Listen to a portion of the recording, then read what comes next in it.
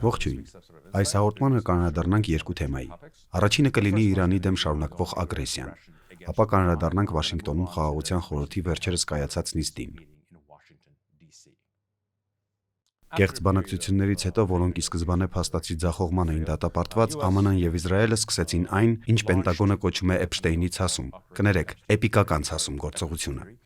Հարվածները նախ թիրախավորեցին Իրանի գերագույն առաջնորդ Ալի Խամենեիին, որը սպանվեց իր տանը նշանավոր այլ առաջնորդների հետ միասին։ Այս պատերազմի առաջին զոհերից էին 160-ից ավել դպրոցական աղջիկները, որոնք սպանվեցին Իրանի հարավում գտնվող իրենց տարրական դպրոցում։ Այս զանգվածային ռմբակոծությունները շարունակվում են ամբողջ երկրում։ Սկզբում դրանք թիրախավորում էին ռազմական եւ կառավարական կառույցները, սակայն վերջերս դրանք ըստ էության վերածվել են այսպես կոչված գորգային ռմբակոծությունների, երբ մեծ թվով ռումբեր են նետվում լայն տարածքի վրա առանց ճշգրիտ նշանառության։ Իրանը զանգվածային պատասխանով է արձագանքել այս հարվածներին, թիրախավորելով քաղաքացիական եւ ռազմական օբյեկտները։ Պարսից ծոցի գրեթե բոլոր երկրներում, այդ թվում Հորդանանում եւ Իսրայելում, եւ մեկ կամ երկու դեպքում կախված նրանից, թե ում եք հավատում, նաեւ Կիպրոսում, բացառություն է կազմել միայն Օմանը։ Եվ Իսրայելի վարչապետ Բենյամին Նեթանյահուն եւ ԱՄՆ-ի նախագահ Դոնալդ Թրամփը Իրանի ժողովրդին կոչ են արել դուրս գալ փողոց, ապստամբել եւ տապալել իրենց կառավարությունը, ինչը ցինիզմի գագաթնակետն է, երբ մարդիկ այս աստիճան լայնամասշտաբ ռմբակոծության են ենթարկվում։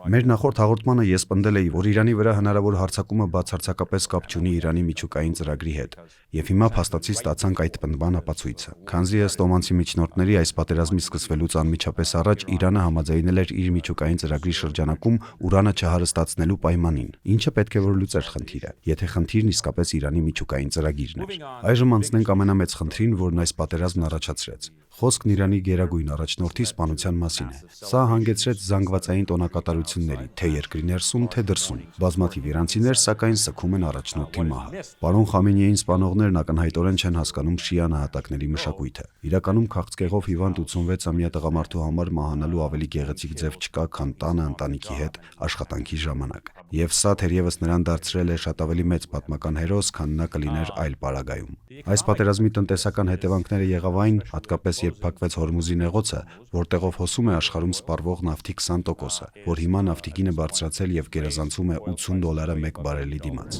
Եվ շատ վերլուծաբաններ կարծում են, որ այն կարող է իրականում հասնել $100-120, ինչը գրեթե անկասկած կհանգեցնի որոշակի համաշխարհային ռեցեսիայի։ Թե որքան կտևի սա, ոչ ոք չգիտի։ Եթե ես կանխատեսելու լինեի, ապա կասեի, որ Իրանում գործող ռեժիմը հավանաբար կդիմանա այս պատերազմին։ Կրկին այս դեպքում հաջողությունը գնահատելու չափանիշները տարբեր են։ Մենք պետք է հասկանանք, որ Իսրայելի եւ Միացյալ Նահանգների տեսանկյունից այստեղ կարևորն Իրանի պետական կարողությունների ոչնչացումն է, եւ դա որևէ կապ չունի այս կառավարության, իշխանությունների հետ։ Նրանք խնդիր չեն ունենա, եթե ներկայիս ռեժիմը մնա իր տեղում, սակայն այնպես, որ Իսրայելը դեռ կարողանար լիարժեք գերիշխանություն հաստատել Մերձավոր Արևելքում։ Իրականում ԱՄՆ-ն եւ Իսրայելը ցանկանում են, որ Իրանը լինի ձախողված կամ գրեթե ձախողված պետություն, ինչպես օրինակ Սադամ Հուսեյնի իշխանության օրոք Իրաքն էր 1991 թվականից հետո, կամ Բաշար Ասադի կառավարման վերջին 10 տարիները Սիրիայում։ Հաշվի առնելով երկու կողմերի միջև եղած հսկայական տարաձայնությունները, նրանք հավանաբար կհասնեն այդ նպատակներին։ Յուրաքանչյուր ոք, ով կարծում է, թե այս պատերազմն իրականում նպատակ ունի ժողովրդավարություն կամ ազատություն բերել Իրանի ժողովրդին, չափազանց միամիտ է։ Ես չեմ կարծում, որ իմ մոտեցումը բարոյական է, բայց իրականում այս պատերազմը կազմակերպում ու մղում են հրեշավոր չարագործներ, որոնք արյան անհակ ծարավ ունեն։ Այժմ խոսենք մեր երկրի վրա մինչ այժմ պատերազմի ունեցած ազդեցության մասին։ Առաջին բանը, որ տեսել ենք, Իրանից փախչող մարդկանց հոսքն է։ Սկզբում ըստ էության օտարերկրյա քաղաքացիներ էին, որոնք հատում էին սահմանը օդանավակայան հասնելու եւ տուն վերադառնալու համար։ Բայց հիմա վերջին 24-36 ժամվա ընթացքում տեսնում ենք իրանցիների, որոնք այստեղ են գալիս ապաստան գտնելու համար։ Եվ ես մտավախություն ունեմ, որ այս մարդկանց թիվը զգալիորեն կավելանա, եթե հաշվի առնենք Թեհրանում ռմբակոծությունների մասշտաբները, այն որ փաստացի գորգային ռմբակոծություն է տեղի ունենում։ Պատերազմի երկրորդ ազդեցությունը, որը շուտով կարող է հասնել մեր երկրին, տնտեսական է, քանի որ մեր ներմուծված ապրանքների մեծ մասը գալիս է Պարսից ծոցի նավահանգիստներից, որոնք բոլորը փակ են։ Այնպես որ կարծում եմ մեկ շաբաթում կամ 10 օրում մենք փաստացի կզգանք այն տնտեսական ազդեցությունը, որը կառաջանա Հայաստան այդ ապրանքների չհասնելու պատճառով, ինչպես սովորաբար լինում է։ Վարչապետը ցավակցություն հայտնեց Իրանի կառավարությանը գերագույն առաջնորդի մահվան կապակցությամբ։ Արտգործնախարար Արարատ Միրզոյանն Իրանին առաջարկեց մարդասիրական օգնություն ուղարկել։ Այս այս ողբերգությունը վերապրող մարդկանց օգնելու համար։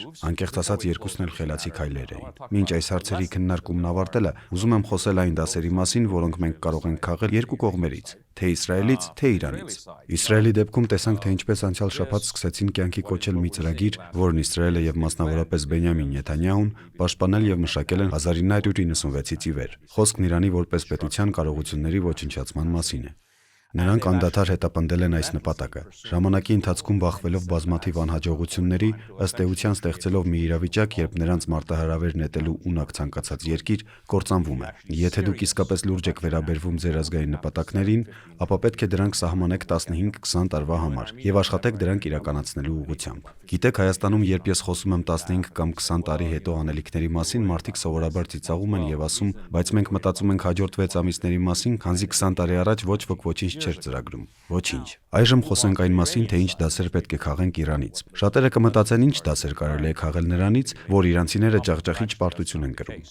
Իրականում այդպես չէ։ Իրանն այժմ պատերազմի մեջ է երկու միջուկային տերության հետ, որոնց ռազմական ուժն այն աստիճան է գերազանցում Իրանի ռազմական կարողությունները, որ անհավասարակշռությունը գրեթե հնարավոր չէ հաշվել։ Սակայն Իրանն իր բալիստիկ հրթիռների եւ անօդաչու թռչող սարքերի ծրագրով ստեղծել է զսպման կարողություն, եւ դա ստիպում է դիմացինին հաշվի նստել քեզ հետ։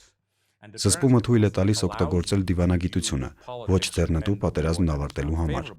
Մենք հեշտությամբ կարող ենք դա անել, հաշվի առնելով, որ մեր գլխավոր թշնամու դեպքում չկա ուժերի նույն անհավասարությունը, ինչը Իսրայելի, Միացյալ Նահանգների եւ Իրանի միջև։ Այս նպատակին մենք կարող ենք հեշտությամբ հասնել, եթե վերջին 6 կամ 7 տարիների ընթացքում քաղաքական կամք ունենայինք։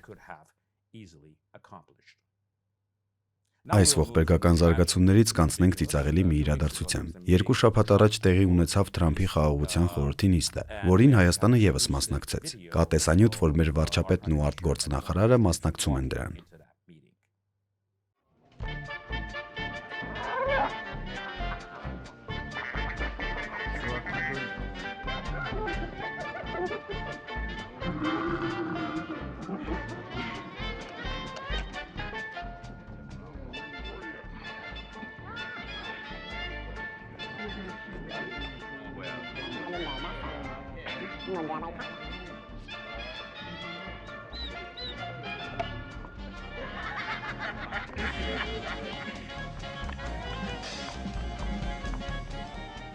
Մասնակիցների ցանկը չարագործների, սոցիոպատների, ռազմական հանցագործների, դեգեներատների մի ամբողջ գունապնակ էր։ Նրանց թվում Թոնի Բլերը եւ մեր խեղճ վարչապետը։ Եթե պնդումս հավաստող ապացույց եք փնտրում, դիտեք Մարկ Ռոուեն անունով մի պարոնի այս ելույթը։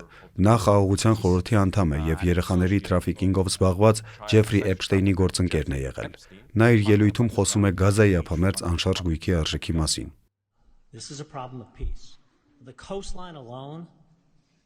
$50 billion of value on a conservative basis. The housing stock,